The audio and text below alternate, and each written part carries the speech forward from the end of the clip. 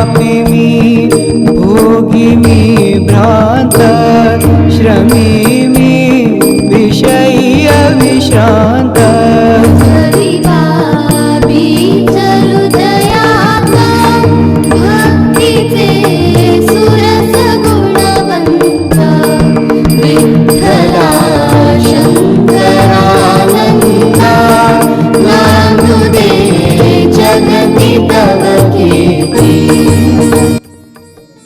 रंगवावरा प्रस्तुत चेहरे मोहरे या सदरात आपल्या सगळ्यांचं पुनश्च स्वागत.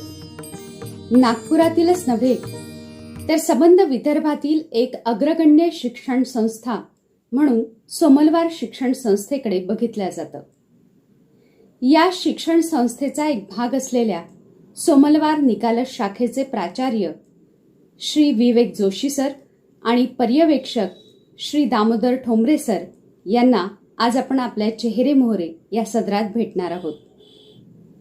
आपल्या दोघांचंही या कार्यक्रमात मनापासून स्वागत. सोमलवार शिक्षण संस्थेनं आता शतकोत्तरी वाटचाल सुरू केली आहे. या शाळेनं अनेक पिढ्या घडवल्या. अगदी माझंच म्हणाल तर मी, माझ्या सासूबाई, नंतर मी आणि त्यानंतर माझी आता दोन्ही मुलं हे या शाळेचे विद्यार्थी.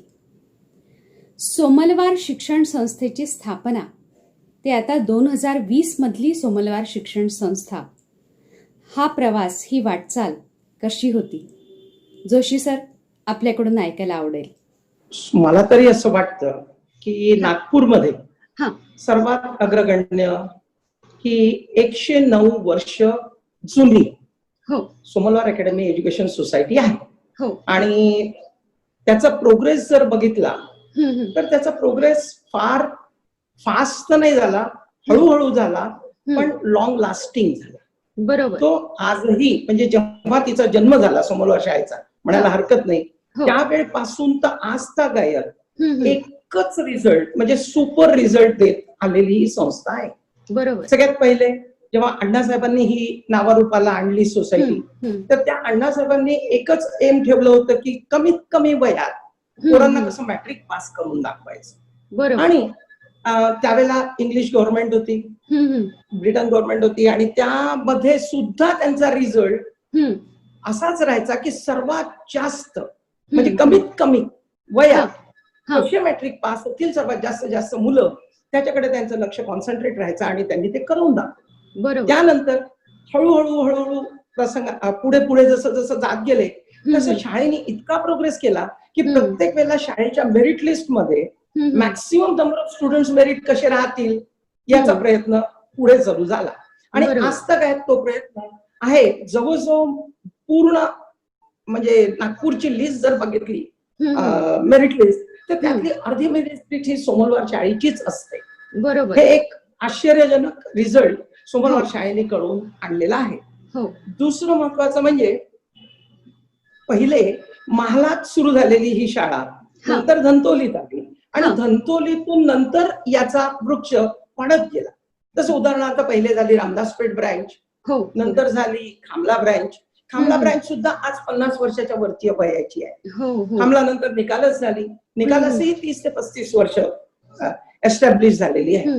निकालस नंतर पारडी शाळा सुरू झाली, पारडी शाळेनंतर वडधामना शाळा सुरू झाली, वडधामना नंतर वर्धा शाळा सुरू झाली.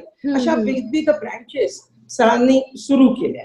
आता नव्या, म्हणजे नव्या युगाची म्हणा एक हे होती, गरज होती म्हणूया. ती गरज अशी की सीबीएसई शाळा सोमलवारची असायला हवी असं सोमलवारांनाही वाटलं, आणि यांनाही, म्हणजे समाजालाही तशीच अपेक्षा होती. आणि म्हणून समाजासाठी आणि सोमलवारांनी नवीन शाळा, म्हणजे पारडी आणि वडधामना यामध्ये सीबीएसई कोर्स आणला. नंतर आपण एक गोष्ट बघूया अजून, की आमचे प्रकाश सोमलवार सेक्रेटरी यांचं म्हणणं नेहमी एक होतं की आपण जुनीच जी मेथड आहे, मेथोडॉलॉजी नाही म्हणता येणार त्याला, जुनं जे गमक होतं की जे कन्सेप्ट वरती आधारित होतं त्याच्यावरती शिक्षण द्यायचं, आणि ते शिक्षण नवीन पद्धतीमध्ये नवीन लोकांच्या पद्धतीने त्याला जुन्यालाच ढासायचं आणि ते पुढे न्यायचं, म्हणजे मग आपला सक्सेस हा सततच राहील. आणि त्यानुसार मग ते नवीन पिढ्यांना एक एक गोष्ट सांगत जातात आणि आम्ही ती पूर्ण करत जातो. आणि शाळेचा रिझल्ट जसा हवा, म्हणजे जसा त्यांना हवा म्हणा किंवा जसा सोसायटीला हवा, सोसायटी इन द सेन्स मी समाजाला जसा हवा की Somalwar is only the best school, तसा आम्ही द्यायचा पूर्ण प्रयत्न करत असतो. नक्कीच. या उपर स्पोर्ट्स मध्ये सुद्धा we are doing well. Sports मध्ये आम्ही या वर्षीचं पत्रकार परिषदेने, म्हणजे नागपूरच्या पत्रकार परिषदेने एक best school which participates and as well as taking some we can say sports activities in the school at district level वरती आम्ही आमच्या स्पोर्ट्स कॉम्पिटिशन्स पण घेतो. आणि त्यामुळे स्पोर्ट्स जर्नलिझमनी आम्हाला एक प्राइज पण दिलेलं आहे यावर्षी. नागपुरात पहिला आमचीच अशी शाळा आहे की जिने हे प्राइज जिंकलेलं आहे. अशी सोमवार शाळेची हळूहळू वाटचाल चालू आहे. आमच्या इथे आधुनिक म्हणाल तर ATL सुद्धा आहे, अटल टिंकरिंग लॅब. ही सेंट्रल गव्हर्नमेंटची स्कीम आहे. त्यामध्ये सुद्धा आम्हाला एकच जो आम्ही फॉर्म भरला आणि आम्हाला ती ग्रँट मिळाली. आणि त्यामध्ये मॅनेजमेंटचं कौतुक करावं इथे असं वाटतं की त्यामध्ये त्यांनी आम्हाला, जर गव्हर्नमेंटने 20 लाख रुपये दिले तर मॅनेजमेंटनी सुद्धा त्यात इतके पैसे टाकले की त्यामुळे आमची ATL लॅब नागपुरात तरी सगळ्यात सुंदर आहे असं म्हणायला मला हरकत नाही. ठोंबरे सर, तुमच्याकडे वळते. शाळेनं आजच्या घडीला कुठले नवीन उपक्रम हाती घेतलेत आणि तुमच्या मागे या ज्या ट्रॉफीज दिसत आहेत याच्या मागे नक्की शिक्षक वृंद आणि विद्यार्थ्यांची मेहनत मला जाणवते. याविषयी काय सांगाल? सर्वात पहिले म्हणजे की शाळामध्ये बदल काळानुरूप हे घडायलाच हवे. कारण ज्याप्रमाणे समाजात बदल घडत असतात त्याप्रमाणे जर ते शिक्षणात जर घडले नाही तर कुठेतरी शिक्षण हे मुलांना त्यांचं भविष्य घडवण्यासाठी सफिशियंट असणार नाही. म्हणून शिक्षणात देखील काळानुरूप आणि समाजाप्रमाणे बदल त्या काळाप्रमाणे हे घडलेच पाहिजे. त्या पद्धतीने आम्ही जे बदल असतात किंवा ज्याला एज्युकेशनल रिफॉर्म्स म्हणू हे चालूच आहेत. अगदी रिसेंट म्हणाल तर आम्ही जे असेसमेंट होते मुलांची, म्हणजे परीक्षा पद्धती म्हणू, त्यात एक मेजर चेंज केलाय किंवा आपण ऍडिशन केली असं म्हणू. की साधारण आतापर्यंत फक्त सब्जेक्टिव्ह असेसमेंट, कमीत कमी स्टेट बोर्ड स्कूल्स मध्ये तरी सब्जेक्टिव्ह असेसमेंट वर भर होता. त्याच्यामुळे पाठांतर आणि पाठांतरावरती अवलंबून प्रश्न आणि परीक्षा हा महत्वाचा भाग होता. तिकडून आता थोडस ऍप्लिकेशन बेस्ड क्वेश्चन आणि ज्याला आपण म्हणतो की ऑब्जेक्टिव्ह टाईपची परीक्षा. कारण पुढे भविष्यामध्ये ऑब्जेक्टिव्ह टाईपच्या परीक्षा मुलांना जास्त द्यायला लागणार आहेत. कॉम्पिटेटिव्ह एक्झाम्स, वेगवेगळ्या एंट्रन्स एक्झाम्स 12वी नंतर. आणि असं लक्षात आलं की सडनली जेव्हा मुलं 12वीतनं पास होतात तर त्यांना ते थोडं कठीण जातं. त्या अनुषंगाने आम्ही 5व्या वर्गापासूनच आम्ही त्यांना MCQ बेस्ड किंवा ऑब्जेक्टिव्ह बेस्ड परीक्षा द्यायला सुरुवात केलेली आहे. हा एक बदल आहे. आणि दुसरं म्हणाल तर जसं आता सरांनी रेफर केलं की केंद्र सरकारचं जे नवीन योजना आहे त्याच्यामध्ये अटल टिंकरिंग लॅब्स या शाळांना दिलेल्या आहेत. तर आमच्या शाळेतही ती मागच्या आता 1.5 वर्ष झाले एस्टॅब्लिश झाली आहे. आणि त्याच्यामध्ये अतिशय नवनवीन उपक्रम किंवा इनोव्हेशन्स मुलं करतात आहेत. म्हणजे 8व्या वर्गापासून वरचे मुलं जे डे टू डे लाईफशी कनेक्टेड कम्युनिटी प्रॉब्लेम्स असतात त्याच्यावरती बेस्ड इनोव्हेटिव्ह सोल्युशन्स, थोडंसं प्रोग्रामिंग आणि इलेक्ट्रॉनिक सेन्सर्स, ज्याला आपण IT बेस्ड सोल्युशन्स म्हणतो, असे मुलांनी ऑलरेडी शोधून काढलेले आहेत. म्हणजे काही बाबतीमध्ये आम्ही त्यांचे पेटंट रजिस्टर करण्याच्या पोझिशन मध्ये आलेलो आहोत. अजून ते पूर्ण झालेलं नाहीये, परंतु त्या प्रोसेसमध्ये नक्कीच आहोत. हे सध्याचे 2 महत्वाचे प्रोजेक्ट आहे. आणि तिसरा एक अजून येऊ घातला आहे किंवा आपण त्याच्या अगदी सुरुवातीला आहोत. आणि त्याला आम्ही म्हणतो की स्टेम एज्युकेशन. बर सायन्स, टेक्नॉलॉजी, इंजिनिअरिंग आणि मॅथमॅटिक्स याचं इंटिग्रेटेड लर्निंग हा बर जागतिक शिक्षण पद्धतीतला एक इमर्जिंग ट्रेंड आहे. बर आणि हा आम्ही नुकताच आपल्या शाळेमध्ये इंट्रोड्यूस केलाय प्रायोगिक तत्वावर. बर त्याच्यासाठी आम्ही काय करतो की मुलांना आम्ही काही किट्स दिल्यात की त्यांच्या टेक्स्टबुक मध्ये, सायन्स आणि मॅथमॅटिक्सच्या टेक्स्टबुक मध्ये विविध ठिकाणी असं दिलेलं असतं की हे करून बघा, ट्राय दिस. आणि ते जनरली ते एक्सपेरिमेंट्स असतात. परंतु काय होतं की आतापर्यंत ते नुसतं वर्गामध्ये फक्त थेअरी सारखंच सांगितलं जायचं, जेव्हा की ते प्रयोग आहेत. म्हणून आम्ही काय केलं की त्याच्या अनुषंगाने काही किट्स बनवून घेतल्या आणि त्या मुलांच्या हातात दिल्या. आणि त्याचा परिणाम असा झाला की मुलं ते नुसतं न वाचता ते करू शकत आहे. म्हणजे स्वतःच्या हाताने जेव्हा ते प्रयोग करतात तेव्हा त्याच्यातनं त्यांना एन्जॉयमेंट तर मिळतेच, परंतु त्यांना कॉन्सेप्ट जास्त चांगल्या पद्धतीने समजतो. हा एक अजून प्रयोग चालू आहे असं म्हणता येईल शाळेमध्ये, पण लवकरच हा आणखीन चांगल्या एका स्तरावरती पोहोचेल. आवश्यकताच आहे सध्या, कारण मुलांचं जे थेरॉटिकल खूप चालू आहे शिक्षण, त्याचा आम्हाला लक्षात आलं होतं की त्यात मुलं थोडेसे कंटाळवाणा येतो त्यांना, किंवा परत रिपिटेशन, थेअरी बेस्ड असल्यामुळे त्यांच्यात जे स्किल्स डेव्हलप व्हायला पाहिजे ते फार कमी प्रमाणात डेव्हलप होत होते. म्हणजे अगदी आपण बेसिक पर्यंत गेलो तर मोटर स्किल्स, म्हणजे मुलांना कैचीने कागद कापणं सुद्धा आजकाल फार कठीण आहे. 6व्या 7व्या वर्गातल्या मुलांना काडीपेटीची काडी पेटवता येत नाही, कैची वापरता येत नाही. तर हे मोटर स्किल्स सुद्धा फार डेव्हलप न झाल्यामुळे ही जी किट आहे याच्यामध्ये त्यांना असेच सगळे क्राफ्टची कामं करायची आहेत, आणि त्याच्यामुळे इव्हन त्याच्यात सुद्धा याचा फार चांगला उपयोग होतोय. अरे वा. आणि मुलं घरी एंगेज राहतात आहे गॅजेट्स पासून दूर. हो, तो मुख्य फायदा आहे. अतिशय. किल्ली फिरवावी तशी अचानकच मुलांची शाळा बंद झाली. गेली कित्येक महिने मुलं घरीच आहेत. शाळा नाही, सवंगडी नाही, आरडाओरडी नाही, शिक्षकांकडून रागवणं, बोलणं खाणं नाही, खेळणं नाही, अशा अनेक समस्यांना मुलं सध्या तोंड देत आहेत. त्यांच्या भूमिकेतून बघितलं तर या समस्या नक्कीच मोठ्या आहेत, आणि साहजिकच या सगळ्यांमुळे मुलं कुठेतरी मानसिक तणावाला सामोरे जात आहेत. शाळा कधीही सुरू होऊ देत, पण शाळा सुरू झाल्यानंतर शिक्षकांना आधी मानसोपचार तज्ज्ञांचं काम करावं लागणार आहे का? म्हणजे आपले शिक्षक त्या दृष्टीनं नेहमीच प्रयत्नरत असतातच, पण आता आणिक प्रयत्न करायची गरज आपल्याला वाटते का? की शाळा सुरू होऊ देण्याची वाट न पाहता आपण त्या दृष्टीनं आणखी काही प्रयत्न करतो आहोत? तुमच्या प्रश्नाचं उत्तर द्यायच्या अगोदर मी परत एक छोटीशी गोष्ट सांगतो तुम्हाला, की आता जे ठोंबरे सरांनी तुम्हाला माय स्टेम झोन बद्दल सांगितलं, तो आम्ही प्रयत्न 1 वर्षापूर्वीच करतोय.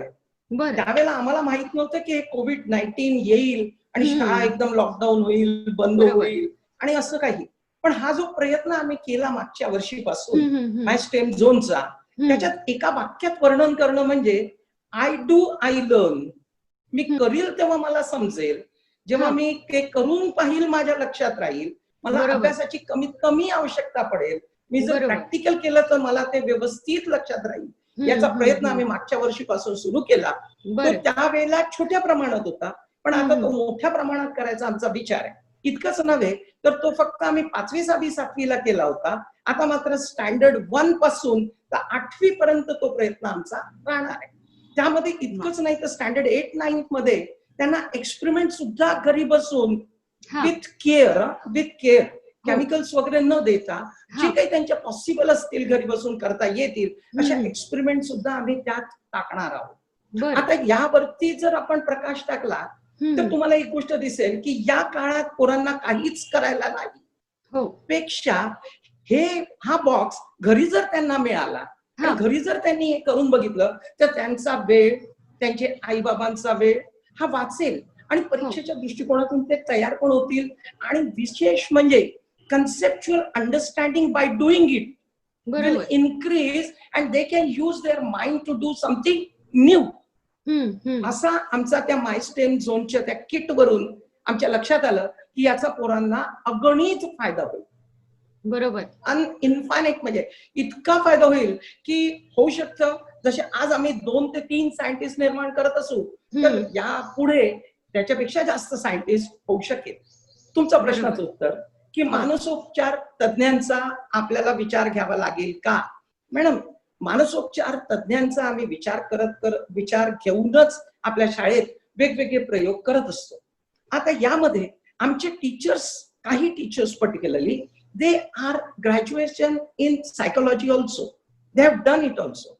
आणि त्यामुळे त्यांची पण हेल्प घेऊन आणि बाहेरच्या पण सायकोलॉजिस्टची हेल्प घेऊन आम्ही विद्यार्थ्यांमध्ये कसे बदल करायचे, ते कशा पद्धतीने वागतात, ते असे का वागतात, त्याच्यावरती तोडगा काय आहे, या सगळ्यांचा विचार करूनच आम्ही समोर समोर जात असतो.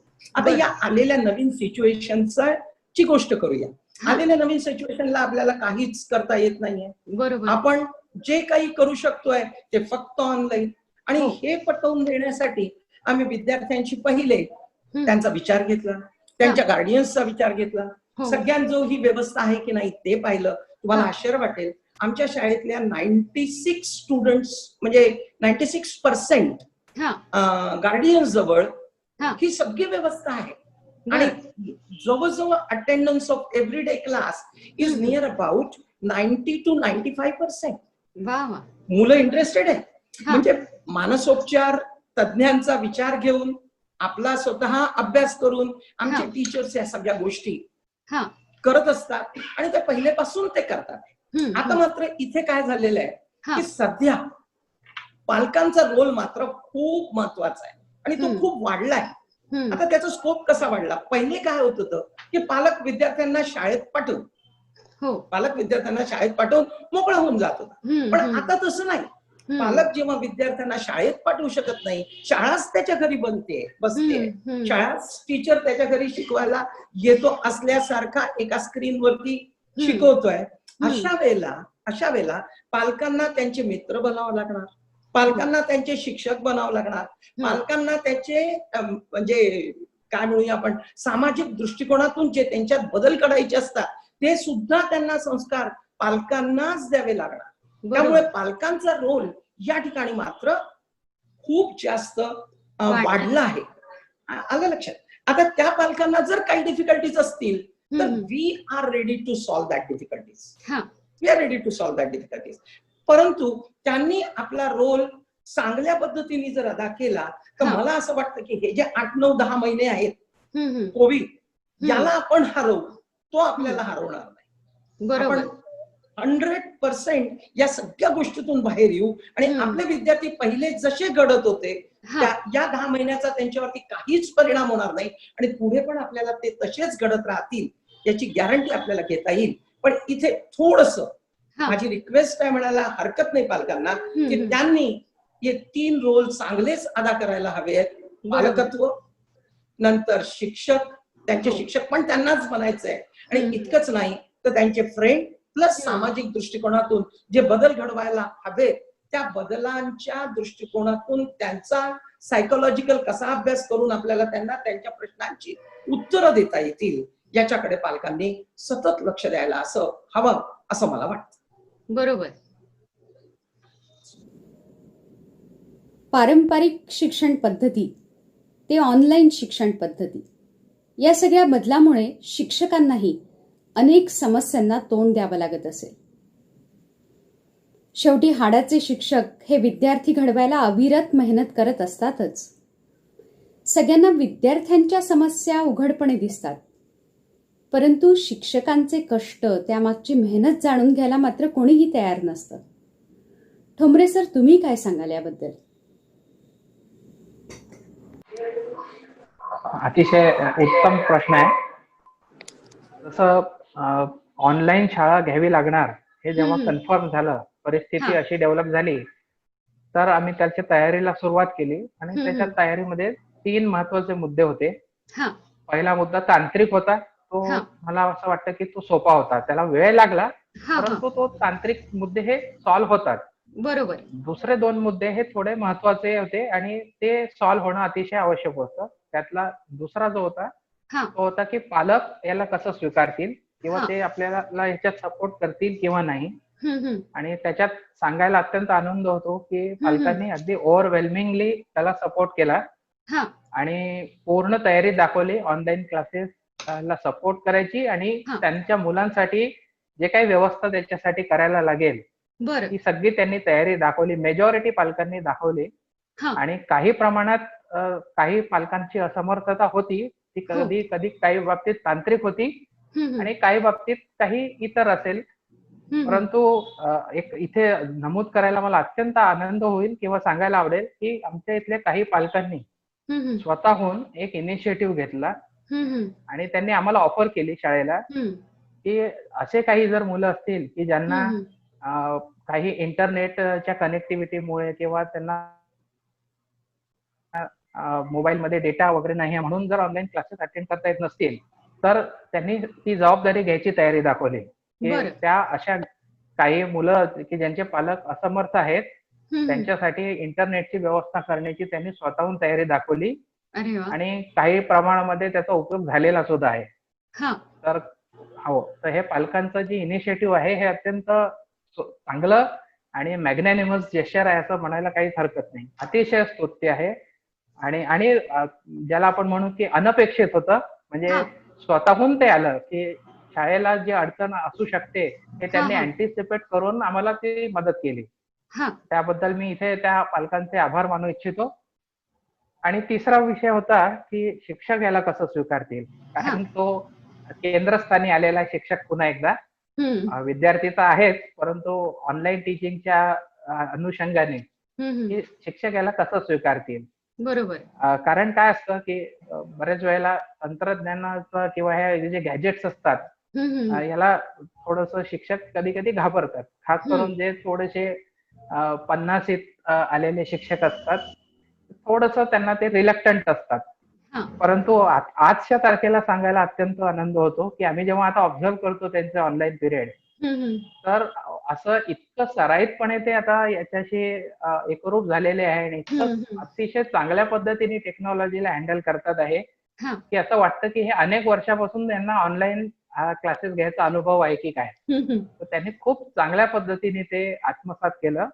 आणि याच्यात पुन्हा एकदा आमच्या जे IT डिपार्टमेंट आहे, IT टीचर्स आहे, त्यांचा अतिशय मोलाचा वाटा आहे की आज आता जवळपास 1 महिना पूर्ण होत आलाय ऑनलाईन क्लासेस चालू आहे आणि हे विदाऊट सुट्टी चालू आहे आता.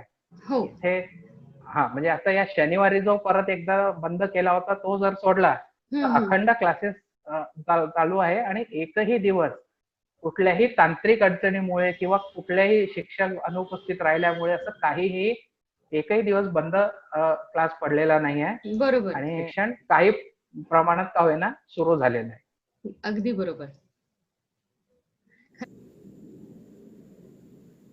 विद्यार्थ्यांच्या अनेक गमती जमती किस्से असे तुमच्या जवळ असतीलच.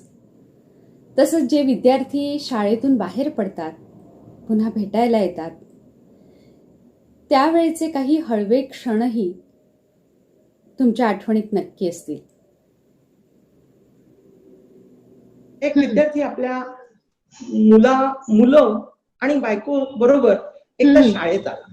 बरं. ओळखलं, नाव तर नाही एकदम ओळखता येत पण सांगितलं त्याने, आम्ही ओळखलं. बाकीचं त्याला शाळा पाहिजे होती, त्याला शाळा दाखवली. शाळेत लिफ्ट पण. आता लिफ्टनी खालती येता त्याचा 2 मुलं आणि तो आणि त्याची मिसेस आणि मी एवढेच जण लिफ्ट मध्ये होतो. आता त्या लिफ्ट मध्ये असताना त्यांनी आपल्या बायकोला एक गोष्ट सांगायला सुरुवात केली माझ्याकडे पाहून की सर आपको ये पता है क्या क्या आप मुझे बोलते थे कि तू दुनिया में कुछ नहीं कर सकता. मला आश्चर्य वाटलं, म्हटलं बायको समोर मुलांसमोर तो मला हे सांगत होता. आणि ओके मी म्हटलं हो बेटा मी तुला असं म्हणत होतो पर मैं आज कमांडर हूँ बोले सर मिलिट्री में और अभी रिटायर्ड हो चुका हूँ क्योंकि मेरे पैर में कुछ दुखापत है. त्यावेळेला मला इतकं कसं तरी झालं की खरोखर आपण जेव्हा असं म्हणत होतो त्यावेळेला त्याच्या मनाला ते लागलं आणि त्याच्या मनाने ते घेऊन तो आज एवढा मोठा मुलगा झाला. आणि नंतरचं वाक्य त्याचं अजून होतं, सर यदि आपने वैसा नहीं बोला होता ना तो शायद मैं वैसा ही रहा रहता. शायद मैं वैसा ही रहा रहता, आपने वो बोला मेरे को लगा और मैं आज कुछ कर पाया. असे छोटे छोटे प्रसंग कितीतरी हे जे जुने, म्हणजे रस्त्यावरून जाताना सुद्धा एखादा विद्यार्थी जर दिसला आणि तो खाली वाकून नमस्कार करतोय, तर आमची कुठेतरी कॉलर मात्र टाईट होतेच. या युगात रस्त्यावरती वाकून नमस्कार करणारे स्टुडंट सुद्धा मिळतात. याच्यासाठी आम्ही त्यांची म्हणजे विद्यार्थ्यांना खरंच धन्यवाद देतो की जुने विद्यार्थी आम्हाला विसरलेले नाहीत. आणि बस अजून असे प्रसंग कितीतरी आहेत मॅडम की जे आम्ही सांगू शकतो. आणि अजून एक गोष्ट सांगू का छोटीशी, माझ्या आता स्मरणात आली की इतकं म्हणजे MG सोमलवार म्हणून होते, त्यांनी ही शाळा सुरू केली, निकालस ब्रँच. आणि त्यावेळेला सुरुवातीच्या 2-3 बॅचेस मध्ये एक विद्यार्थ्याला झाला कॅन्सर. बरं. आणि तो कॅन्सर झाल्यानंतर तो विद्यार्थी मला काय माहिती का इतका आवडत होता म्हणा, किंवा त्याला मी आवडत होतो. त्यामुळे त्याच्या आई बाबांनी, माझे एक ओळखीचे डॉक्टर होते, त्यांच्याकडे घेऊन जायला म्हटलं. मी आणि त्याचे आई बाबा जेव्हा आम्ही डॉक्टरकडे गेलो आणि ते सगळं डॉक्टरांनी त्याला चेक केल्यानंतर त्याला स्पष्ट सांगितलं की बेटा तुला कॅन्सर आहे. तो कॅन्सर असून सुद्धा मुलगा डगमगला नाही. मग त्याला पुढच्या ट्रीटमेंट आम्ही एका मोठ्या दवाखान्यात ऍडमिट केलं आणि तुम्हाला आश्चर्यजनक रिझल्ट सांगतो की तो पूर्णतः क्युअर झाला. आणि त्याच्या आई बाबांचं असं म्हणणं आहे की त्याचा गुरु म्हणजे की मी असं म्हणू नये की मी, पण त्यांच्या डोक्यात तेच की तुमच्यामुळे, तुम्ही गुरुच्या स्थानी त्याच्याबरोबर सतत असल्यामुळे त्याला जेवू घालण्यापासून आम्ही काम करतो. म्हणजे मी त्याच्या घरी रात्री 9 वाजता माझे सगळे कामं आटोपून जायचं, मग तो माझ्या हातून खायचा. आणि खरंच काय असेल ते असेल, देवाचीच कृपा असते, आपण काही करत नसतो. तर त्याच्या मुंजेमध्ये ज्या वेळेला मला जायचा प्रसंग आला आणि सगळे मोठे लोक मला नमस्कार करायला लागले, त्यावेळेला मला कसं तरी वाटलं की माझं वय छोटं, माझ्यापेक्षा मोठे लोक मला नमस्कार करतात आहे काय, तर म्हणे याचा जीव डॉक्टरांनी वाचवला, मी तर असं काहीच केलेलं नव्हतं.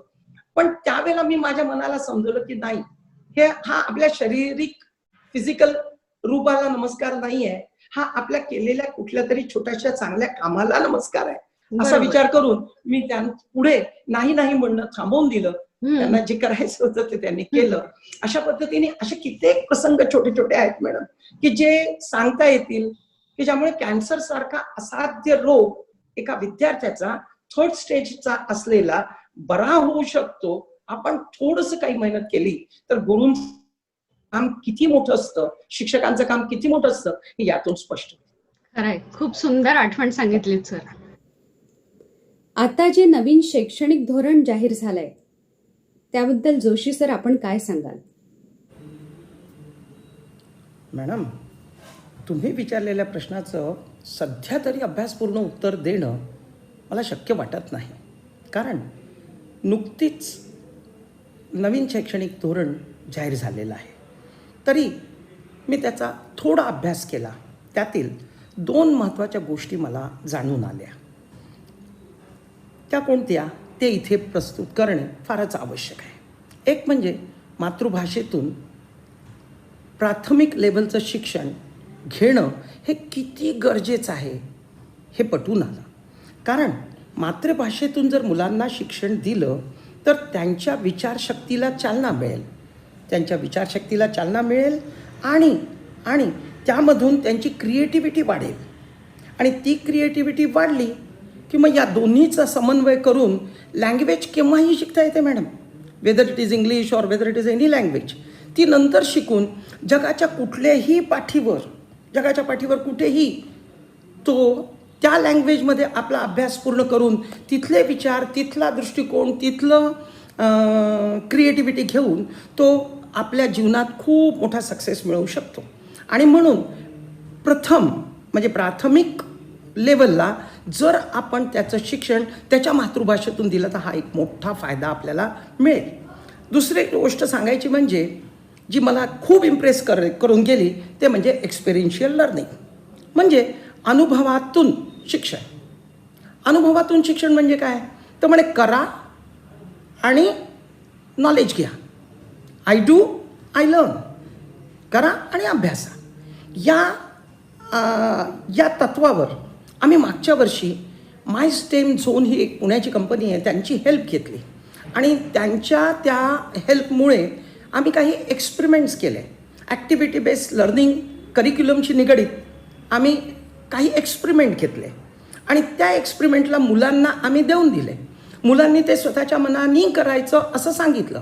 मुलांनी ते स्वतःच्या मनाने केले आणि नंतर मुलांमध्ये काय बदल घडून आला हे आम्ही त्यांच्या रिझल्टमध्ये आणि त्यांच्याशी बोलून पाहिलं तर आम्हाला असं दिसून आलं की there was remarkable change in their creativity.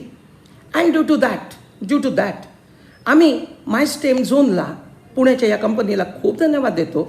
इतकंच नव्हे तर त्यांनी आम्हाला एक शिक्षणाचा मूलमंत्र जो नवीन अभ्यासक्रमात आलेला आहे, NEP ज्याला म्हणतात, त्याच्यात आलेला आहे, तो म्हणजे I do I learn.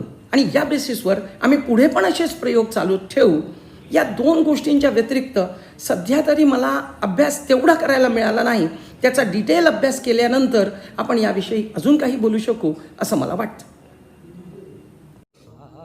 Joshi sir, Thombare sir, आपण दोघांनीही या सगळ्या प्रश्नांना अगदी मनमोकळी आणि सविस्तरपणे उत्तरं दिली आहेत. ज्याप्रमाणे सगळं शिक्षण हे शाळेतून किंवा पुस्तकांमधून मिळत नाही, त्याचप्रमाणे या ऑनलाईन शिक्षणाच्या सुद्धा काही मर्यादा आहेत. परंतु त्या मर्यादांवर मात करत आपले शिक्षक मुलांना शिक्षण मिळावं म्हणून अविरत प्रयत्न करत असतात. जोशी सर म्हणाले त्याप्रमाणे पालकांनीही आता शिक्षक, मित्र, पालक अशा विविध भूमिकांमधून जात आपल्या पाल्याला घडवायचं आहे. असंही म्हणायला हरकत नाही की आपल्या मुलांना एक उत्तम माणूस म्हणून जगायला शिकवण्यासाठी या मुलांना पुढील काळाची आव्हानं पेलत बळकटपणे उभं करण्यासाठी निसर्गानं पालकांना दिलेला हा अवधी आहे. त्याचा पुरेपूर उपयोग करून मुलांना सुसंस्कारित, सक्षम आणि खऱ्या अर्थानं सुशिक्षित बनवूया. धन्यवाद.